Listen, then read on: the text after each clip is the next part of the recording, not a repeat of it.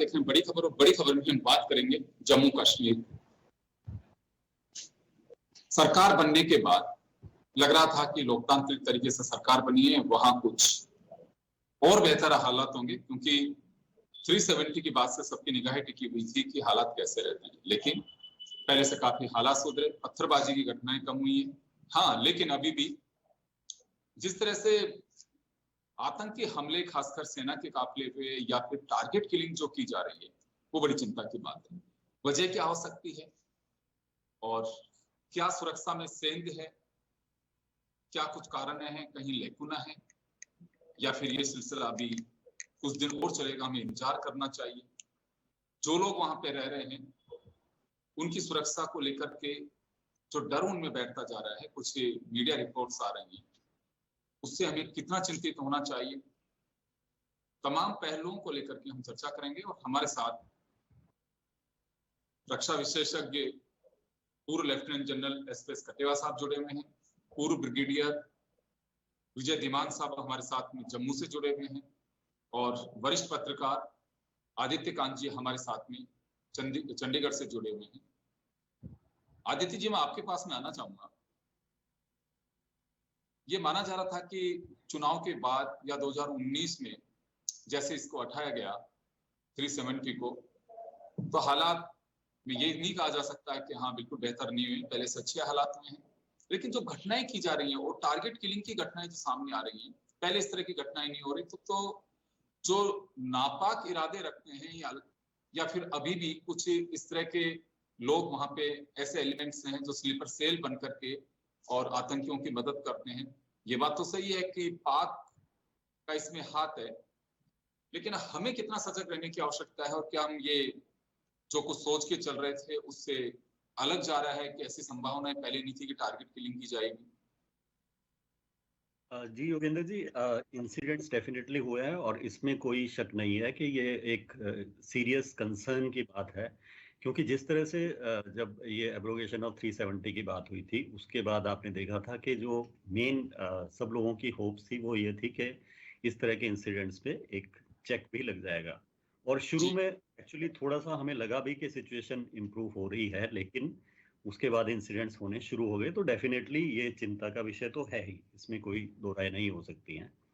और लेकिन इसका दूसरा एस्पेक्ट अगर हम देखें तो अगर हम पूरा जब से 1947 के बाद ये डिस्टर्ब्ड एरिया जिस तरह से रहा है, और जब भी किसी तरह के नए इनिशिएटिव्स लेने की कोशिश हुई है, तो मुझे लगता है कि एक ये हमने देखा है कि चाहे वो अक्रॉस द बॉर्डर से हो जो सपोर्ट मिलती है, उसमें इस मैसेज को डिफाई करने की या कॉन्ट्राडिक्ट करने की एक डेस्परेट अटेम्प्ट जरूर होता है कि अभी भी वहां पे रिस्टोर नहीं हो सकता जो पीस का प्रोसेस है। तो ये सारे इंसिडेंट्स कर रहे हैं, लेकिन हमारी जो चाहे जो सेंट्रल गवर्नमेंट है या न्यूली इलेक्टेड गवर्नमेंट है, ये बहुत हमारे लिए इम्पोर्टेंट हो गया है कि जैसे हमने जब इलेक्शंस के बाद भी बात की थी कि एक बड़ा क्लोज कोऑर्डिनेटेड एफर्ट्स हो स्टेट और सेंट्रल गवर्नमेंट के साथ मिलके। क्या मेरा एक सप्लीमेंट्री क्वेश्चन होगा जो आप कह रहे हैं उसी ट्रैक से जोड़ता हुआ। आपको ध्यान होगा कि उमर अब्दुल्ला जैसे ही गवर्नमेंट बनी, उनको मेजोरिटी मिली, तो एक बयान दिया था उन्होंने कि देखिए इरादे कुछ भी हो, 370 को लेकर बयान चाहे कुछ, लेकिन कश्मीर और यहाँ की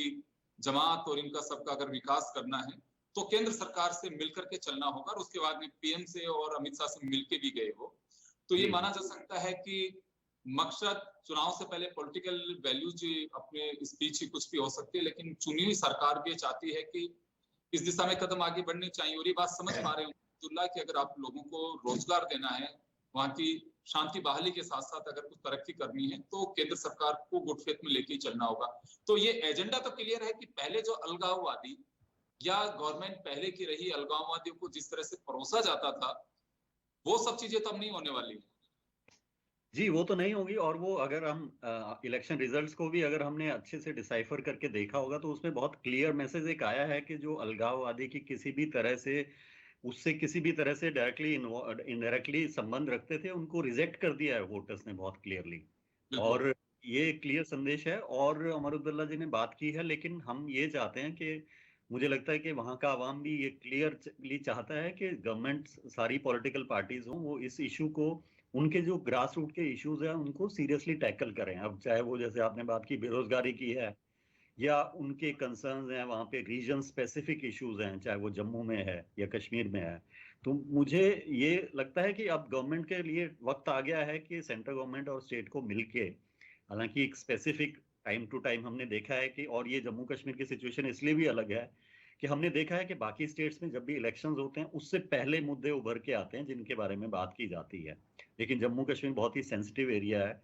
और ये भी हमें मान के चलना चाहिए कि over the period, over the night कोई भी सोल्यूशन, यहाँ की ये इतना डीप रूटेड इशू है टेररिज्म का या टेररिस्ट अटैक्स का, कि वो एकदम से तो खत्म नहीं होगा। एक लॉन्ग ड्रॉन बैटल है जो लड़नी पड़ेगी, और उसमें एक लंबी स्ट्रेटेजी की जरूरत है, जिसमें मुझे लगता है कि स्टेट और सेंट्रल गवर्नमेंट और इवन जो लोकल पॉलिटिकल पार्टीज हैं, अभी चाहे बीजेपी भी इस बार 26 सीट्स आई है जिनकी, जो बहुत लार्जेस्ट नंबर है, उनका अब तक का हाईएस्ट नंबर है वहां पे, तो इन सबको मिलके एटलीस्ट एक common minimum programme specifically with regard to ये टेररिस्ट अटैक और मिलिटेंसी से कैसे डील करना है, उस पे वर्कआउट करके एक स्ट्रेटेजी बनानी चाहिए। और आई थिंक जो लोकल पॉलिटिकल पार्टीज हैं वो अच्छा रोल इसमें इस तरह से प्ले कर सकते हैं कि वो लोगों से जुड़े हुए होते हैं और उनकी ग्रास रूट पे इंटेलिजेंस भी अच्छी होती है, वो ग्राउंड लेवल के इश्यूज भी उनको अच्छे से हैं। तो अगर एक कोऑर्डिनेशन पॉजिटिव वे में बनाया जाए जहां पे रखें कि इस स्पेसिफिक इश्यूज को ही डील करना है, तो जी मुझे ऐसी उम्मीद है कि कुछ सक्सेस इसमें हमें मिल सकती है और लॉन्ग रन एक स्ट्रेटेजी हम बना के आगे चल सकते हैं। बट पॉलिटिक्स को थोड़ा इससे दूर रख के एक ही अगर हमारे पास कॉमन मिनिमम प्रोग्राम की तरह इस तरह का एजेंडा हो तो फिर हम सक्सेसफुल हो सकते हैं। बिल्कुल आप सही कह रहे हैं, क्योंकि वहाँ के इश्यूज अलग है और यहाँ बिल्कुल बड़प्पन दिखाना होगा राजनीतिक दलों को, और मुझे लगता है हो सकता हो भी रहा हो। तो यहाँ एजेंडा है कि बिल्कुल अलग अलग आइडियोलॉजी की गवर्नमेंट स्टेट में और हमारे केंद्र में हो, लेकिन दोनों को मिलकर के मिनिमम कॉमन प्रोग्राम वहाँ की तरक्की के लिए, वहाँ की बहाली के लिए, वहाँ की आवाम के लिए बहुत जरूरी है। और मुझे लगता है कि देश हित में भी है, खासकर जो कश्मीर की वैल्यू है इंटरनेशनल बॉर्डर को लेकर के, और हम जिसको मस्तक मान करके चलते हैं, वहाँ जरूरी भी है। हमारे साथ ब्रिगेडियर विजय धीमान साहब हैं, क्योंकि जम्मू कश्मीर से ताल्लुक रखते हैं, वहीं से हमारे साथ में जुड़े हैं, एक एक चीज को बड़ी बारीकी से देख रहे हैं। हमने इलेक्शन के दरमियान भी उनसे कई बार इस चीजों को लेकर डिस्कस किया। सर क्या लगता है आपको, टारगेट किलिंग की जो घटनाएं घट रही है और पिछले 6-7 दिन से जो एक चीजें सामने आई हैं, ये तो बड़ी खुशी की बात है कि लोकतंत्र के उस उत्सव में लोगों ने बढ़ चढ़ करके हिस्सा लिया। और जब ये आदित्य जी भी बता रहे हैं और आंकड़े भी इस बात को शो करते हैं कि जो अलगाववादी या इस तरह के नापाक इरादे रखते हैं, उनके पक्ष में कोई समर्थन नहीं मिला, उनकी सीटें नहीं आई। तो वहां की पब्लिक या कहूं अवाम, ये तो जाहिर है कि लोग चाहते हैं कि शांति बहाली हो, प्रदेश की तरक्की हो, लेकिन अब ये अचानक ये सब चीजें क्यों हो रही हैं? रामकृष्ण जी, पहले मैं आपको ये बता दूं। योगेंद्र सर, योगेंद्र नाम इसलिए हो रहा है जी, दीवान साहब। या मैं पहले आपको ये बता दूं कि कॉमन मिनिमम प्रोग्राम तब होता है जब आप मिलकर के कोई हल निकालना चाहें, आप सारे एक टेबल पे बैठे। तो ये कॉमन मिनिमल प्रोग्राम की जो बात आदित्य जी ने करी है, मेरे ख्याल में ये नॉन स्टार्टर है, नंबर 1। नंबर 2, मैं आपके प्रोग्राम पे पहले भी कई बार बोल चुका हूं कि understanding of the insurgency, the grass root levels जो हैं जम्मू कश्मीर के अंदर, लोग बिना जम्मू कश्मीर में आए अपने आप को एक्सपर्ट मान लेते हैं और सोचते हैं हमें सब कुछ पता है। और इसमें मैं दोष अपने फौजी भाइयों को भी दूंगा, जिन्होंने यहाँ 1-1, 2-2 टेन्योर्स भी करी हुई हैं, मगर वो यहाँ आते हैं, अपने फौजी ककून में रहते हैं, आवाम से कभी इंटरेक्ट नहीं करते। शायद फौज में वो कल्चर नहीं है, उनकी भी गलती नहीं है। तो इससे सारी की सारी जो अंडरस्टैंडिंग होती है वो गड़बड़ हो जाती है। पहले यहाँ मैं 2-3 पॉइंट्स आपको बोलना चाहूंगा। पहला ये कि आपने बोला, और मैं भी बोल रहा हूं, पिछले 10 दिन में 8 अटैक्स हो चुके हैं। जैसे प्रधानमंत्री शपथ ले रहे थे तो पहला अटैक जम्मू रीजन में हुआ था, रियासी में। उसी तरह से उमर अब्दुल्ला शपथ ले रहे थे, पहला अटैक होता है जोजिला टनल के ऊपर। अब वो टाइमिंग्स क्या था, शपथ समारोह ग्रहण का टाइम, शपथ ग्रहण करने का समारोह का टाइम, टारगेट क्या था, जोजिला टनल, जिससे आपकी कनेक्टिविटी लद्दाख के साथ ऑल वेदर हो जाएगी, आपको विंटर स्टॉकिंग करने की जरूरत नहीं पड़ेगी। चाइना या सियाचिन में कोई प्रॉब्लम क्रिएट होती है, एकदम से आपकी ट्रुप मूवमेंट्स मच फास्टर हो जाएंगी। तो वो एक उसको भी आप कंपैरिजन निकाल सकते हैं। नंबर 2, देखिए अटैक गुलमर्ग में भी होता है 3 दिन पहले, पर गुलमर्ग में टेररिस्ट में कमी आई? कोई कमी नहीं आई वहां पे। मतलब ये है कि ये जो किलिंग्स हो रही हैं ये एक प्री प्लान्ड कंस्पायर्ड तरीके से सोच समझ के की जा रही हैं। कोई भी किलिंग लोकल के अगेंस्ट नहीं है, कोई भी किलिंग टूरिस्ट के अगेंस्ट नहीं है, किलिंग सिर्फ माइग्रेंट वर्कर्स के अगेंस्ट है कि भाई यहां मत आना, यहां आके काम करने की सोचना भी मत, यहां आके डेमोग्राफी चेंज करने की सोचना भी मत, जो जम्मू में हो रहा है बड़े धड़ल्ले के साथ। तो इस लिहाज से अगर मैं देखूं, इसका मतलब है ये कॉन्स्पिरेसी है। अब ये किसकी कॉन्स्पिरेसी है, इसमें कौन कौन इन्वॉल्व होना हो सकता है? नंबर 1, इंटरनेशनल जो टूल किट मोटिवेटर्स हैं, ISI, deep state, CIA, George Soros वगैरह वगैरह, उन्होंने बताना है दुनिया को, देखिए जम्मू कश्मीर की आवाम ने इलेक्शन में वोट किया है, लोकसभा में as well as local assembly में, और कुछ कुछ जगह पे वोटिंग परसेंटेज 80% गई है। तो अगर हम हिंदुस्तान का MEA या हम कह रहे हैं कि भाई जम्मू कश्मीर अभी लोग सारे के सारे जो कॉन्स्टिट्यूशन ऑफ इंडिया के नीचे आ गए हैं, ये इसको गलत प्रूव करना है। That is 1।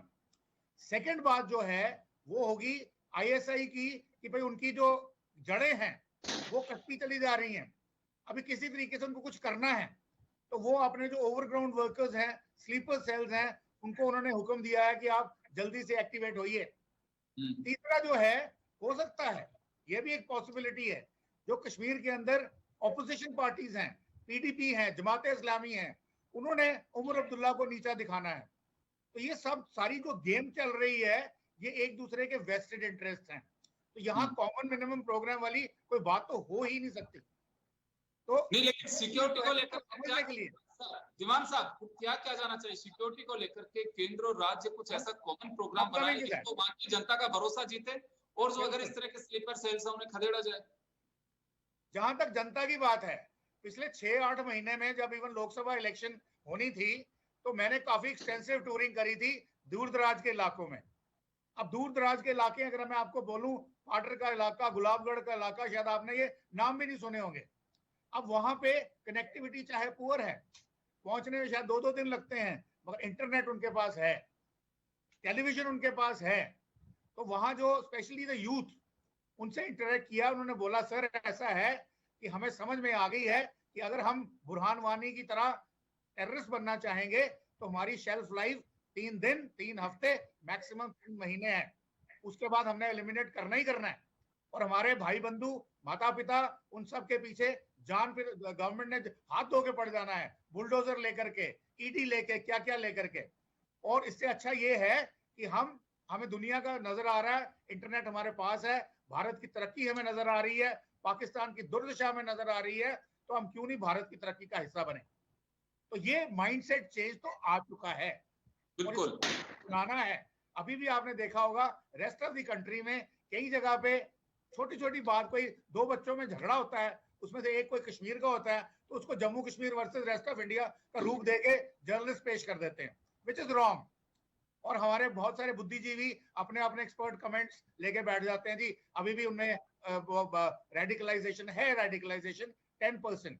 अब पहला मुद्दा जो है, इसको डी रेडिकलाइज कैसे करें, ये सोचने की बात है। सिक्योरिटी फोर्सेस जो है वो पिछले 40 साल से यहाँ ऑपरेट कर रही हैं।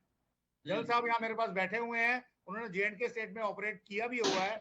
मेरी बात से उनको शायद वो तारुफ रखेंगे कि मिलिट्री सोल्यूशन जो है वो एक लिमिट तक जाता है, ultimately it has to be a political solution.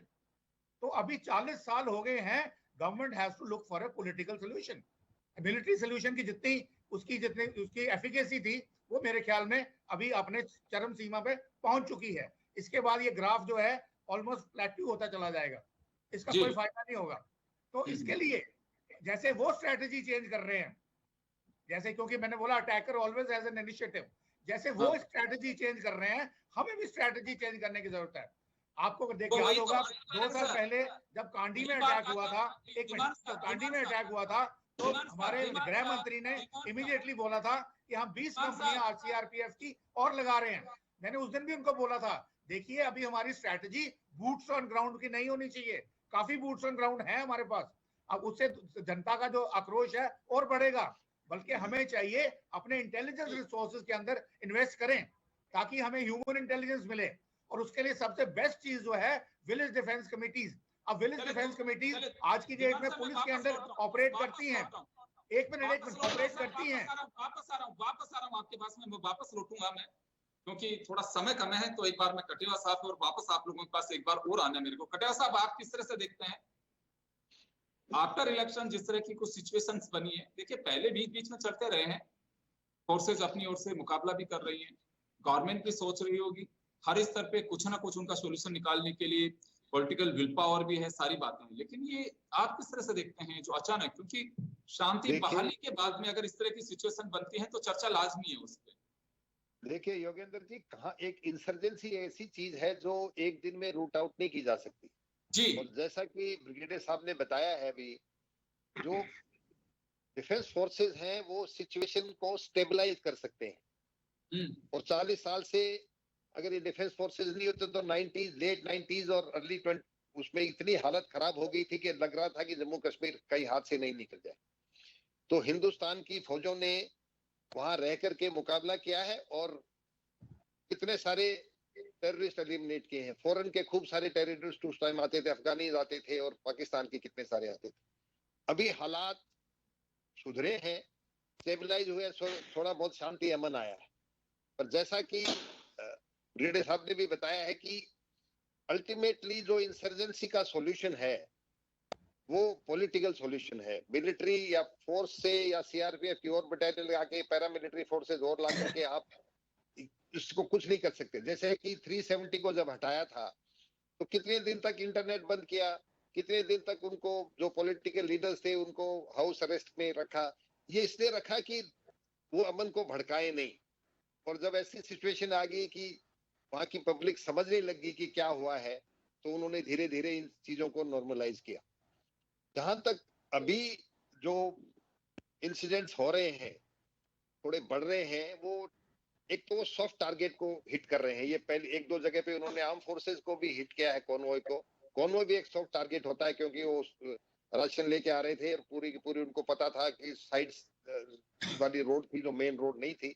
इसके बिना वो माइग्रेंट्स को टारगेट कर रहे हैं। इजी जो सॉफ्ट टारगेट है कि तुम उनको मार के भाग जाओगे और तुम्हारा वो जो इम्पैक्ट है वो हो जाएगा, वो कर रहे हैं। अभी इन्फिल्ट्रेशन के ऊपर काफी चेक्स लगे हैं। काफी सारी जो बॉर्डर फेंसिंग थी वो अभी हर साल थोड़ी ना थोड़ी इंप्रूव करते जा रहे हैं और उससे हमारा इन्फिल्ट्रेशन काफी रुका है। और जो इन्फिल्ट्रेशन के पॉइंट्स हैं वो अभी आइडेंटिफाई हो गए हैं और हमारे ड्रोन वगैरह से काफी सारी आर्मी के इंटेलिजेंस इन चीजों को डिटेक्ट कर सकते हैं। जहां तक वहां की यूथ का सवाल है, जैसे कि आपने देखा अभी इलेक्शन में कितनी बढ़ चढ़ के उन्होंने वोट दिया। और सबसे अच्छी बात इस इलेक्शन की अगर आप देखेंगे तो जो फेनेटिक पार्टीज थी, जैसे वो रशीद इंजीनियर की पार्टी थी या जमात इस्लाम वाली वो पार्टी थी, ये जो पार्टी, इवन पीडीपी, इन सब लोगों को बहुत कम वोट मिले। और मेन स्ट्रीम पार्टी जो थी नेशनल कॉन्फ्रेंस भी, हालांकि रीजनल पार्टी है परंतु काफी साल से इंडियन कॉन्स्टिट्यूशन के साथ जुड़ी हुई पार्टी, और बीजेपी और कांग्रेस, इन्हीं पार्टियों के बीच में ये चुनाव हुआ और लोगों ने बढ़ कर के चुनाव में हिस्सा लिया। इसके बाद आपने देखा कि एक उन्होंने वो निकाली, मैराथन रन किया श्रीनगर। इतने दिनों के बाद इतना कोई स्पोर्ट्स एक्टिविटी जिसके अंदर वहां के सारे यूथ इकट्ठे होकर के उन्होंने दौड़ लगाई। और टूरिज्म का तो आप ब्रिगेडियर साहब ने बताया भी है कि टारगेट भी नहीं कर रहे हैं और टूरिज्म बढ़ता जा रहा है। कितने सारे उनको सब पता है कश्मीरीज को कि ये कि टूरिस्ट नहीं आएंगे तो तुम्हारा जो कमाने का है जरिया वो खत्म हो जाएगा, क्या खाओगे, तो उनको टारगेट नहीं करते हो। तो इस तरह से अभी क्योंकि लगने लगा है दुनिया को कि हिंदुस्तान की जो आवाम है वो और जो जम्मू कश्मीर की आवाम है वो, उनके अंदर जो मतभेद कोई थे किस तरह के प्रसीव थे तो नहीं, परंतु जो बना रखे थे कि ये अलग है और ये अलग है, वो खत्म हो गए हैं और वो मेन स्ट्रीम का हिस्सा बनते जा रहे हैं।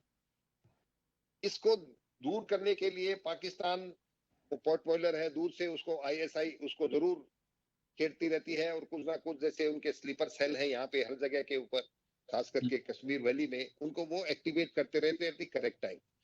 हमको या तो पॉलिटिकल सॉल्यूशन तो निकालना ही है, और जो विलेज डिफेंस कमेटीज हैं ये बहुत इफेक्टिव हैं। कई जगह पे एक्स सर्विसमैन को उन्होंने, जो जम्मू कश्मीर की जो एक्स सर्विसमैन लीग है, उन्होंने सरकार को निवेदन भी किया है कि आपके पास इतने सारे एक्स सर्विसमैन हैं जो अभी यंग हैं, और उनको पर्सनल हथियार दे करके उन्हें विलेज गार्ड बनाया जाए, जिससे कि, क्योंकि हर चप्पे हर गांव में आप फौज नहीं ले जा सकते, तो वो उनका एक डर होगा, और गांव में ये अमन आएगा तो उससे आगे की चीजें ठीक हो सकती हैं।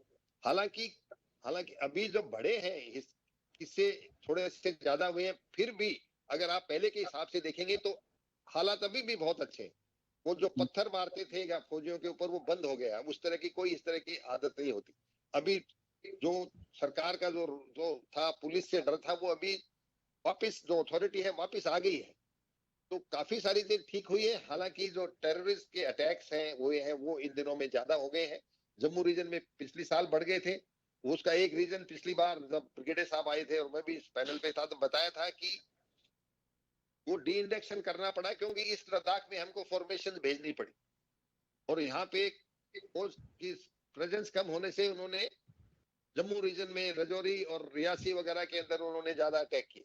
अभी भगवान की दया से और हमारी जो डिप्लोमेसी और हमारी मिलिट्री का जो था, उसको देख करके भी चीन ने भी अपने इरादे बदल दिए हैं, और जो हमारी सुलह उनके साथ हुई है, ऐसा लगता है कि असली में डिसएंगेजमेंट हुआ है, और अभी डी इंडेक्शन भी हो सकता है प्री अप्रैल 2020 पे। अगर ऐसा हो जाएगा तो जितने फोर्सेज जो जम्मू रीजन से वहां भेजे गए थे वो वापस आ जाएंगे, पर फौज की प्रेजेंस और उसके से ये चीजें सॉल्व, ये पॉलिटिकल प्रॉब्लम है। और जब तक पूरी पब्लिक और यूथ ये नहीं समझेगा कि ये हमारे साथ क्या ये खेल खेल रहे हैं, तब तक इसका कोई समाधान निकलना मुश्किल लग रहा है। जी आदित्य कांत जी, एक चीज मैं जानना चाहूंगा आपसे यहाँ पे, तो निकल के आ रही है पॉलिटिकल विल पावर की बात की जा रही है। देखिए इलेक्शंस बड़े अच्छे तरीके से हुए, अच्छे जो राज्य, जो पीसफुल राज्य मानते हैं, वहां भी वोटिंग परसेंटेज असेंबली में इतना नहीं है जितना यहाँ पे भी दिया कई राज्यों के, उनकी बनिस्बत यहाँ पे, तो ये तो एक बेहतर संकेत मिल सकते हैं। दूसरा, अलगाववादियों को आइसोलेट किया पब्लिक ने, यानी उनकी सीट नहीं दी, इंक्लूडिंग पीडीपी।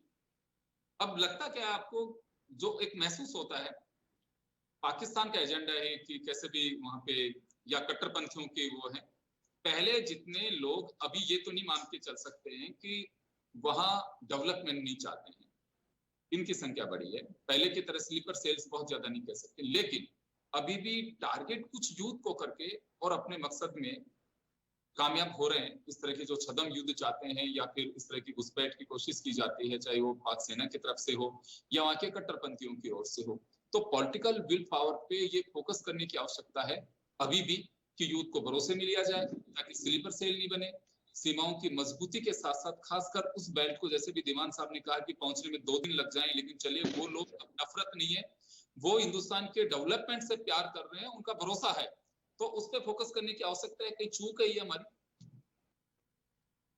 ये बिल्कुल, मैं तो वो बात यही है कि जो जैसे हम बात कर रहे थे, दोनों पैनलिस्ट ने बात की है पॉलिटिकल सॉल्यूशंस की, जैसे तो पॉलिटिकल सॉल्यूशंस में मुझे लगता है कि जो मैं पहले भी बात कर रहा था कि मेन प्रायोरिटाइज करने की जरूरत है, तो ऑब्वियसली उसमें जो अनएम्प्लॉयमेंट का मुद्दा है वो सबसे इम्पोर्टेंट है।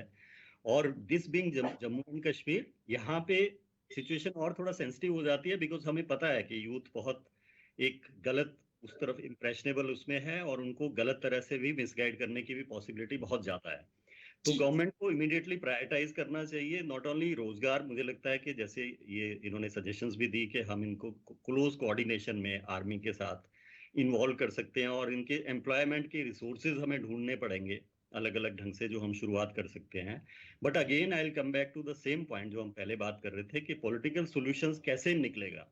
पॉलिटिकल सोल्यूशन तभी निकलेगा जब पार्टीज, चाहे वो स्टेट गवर्नमेंट है, सेंट्रल गवर्नमेंट है, और जो with in the state also जो स्टेक होल्डर्स हैं, जिनको, जो पब्लिक रिप्रेजेंटेटिव्स है, जिनको इलेक्ट किया गया है, उनको इसमें एंगेज करें। पॉलिटिकल लेवल पे तो यही है कि आर्मी का एक लिमिटेड रोल है, जैसे इन्होंने एग्री किया है, तो सब अगर एक, क्योंकि पॉलिटिकल पोस्चरिंग, इवन जो सेपरेटिस्ट भी हैं या और पॉलिटिकल पार्टीज भी हैं, ओपनली एक पोस्चरिंग या स्ट्रॉन्ग मैसेज देने के लिए कोई भी पार्टी आएगी उनको कुछ चीजों पे वो अग्री करेंगे ही पोस्चरिंग के लिए। तो उसमें जैसे अनएम्प्लॉयमेंट है, इस इशू पे कोई भी public representative, political representative disagree नहीं करेगा। तो ये कुछ इश्यूज हैं जिनको लेके पॉलिटिकल सॉल्यूशंस निकालते हुए सेंटर के साथ भी अगर कोऑपरेट करने के लिए पोस्चरिंग करेंगे या स्टेट गवर्नमेंट से चीफ मिनिस्टर भी अगर करेंगे तो सेंटर भी उस पे एक अपना इनिशिएटिव दिखाएगा। और मुझे लगता है कि कुछ इनिशिएटिव्स लिए जा सकते हैं जो लॉन्ग टर्म में सस्टेनेबल हो। तो उसके लिए आई थिंक प्रायोरिटाइज करके इमीडिएटली एक एजेंडा बनाया जाना चाहिए और जिस पे इमीडिएटली काम किया जाए। Apart from what defence services जो वहां पे ऑलरेडी कर रहे हैं उनका तो जैसे कहा है इन्होंने लिमिटेड रोल रहेगा, बट अगर हमें लॉन्ग टर्म में पीस सस्टेन करना है तो डेवलपमेंटल इश्यूज पे बहुत फोकस करना पड़ेगा और लोगों के क्या क्या इश्यूज हैं उनको दोबारा से देख के प्रायोरिटाइज करना पड़ेगा और फिर गवर्नमेंट को वही स्ट्रेटेजी बनानी पड़ेगी अपने लेवल पे। चलिए, मैं माफी चाहूंगा सर, बड़ा ही इम्पोर्टेंट मुद्दा है और आप लोगों के पास में इस पे बोलने के लिए भी बहुत कुछ है, लेकिन समय का ध्यान रखते हुए मैं रोकना चाहूंगा तमाम अतिथियों को यहाँ पे। आप सभी का बहुत बहुत शुक्रिया और बड़ी खबर में इतना ही। दीजिए इजाजत, नमस्कार। Thank you.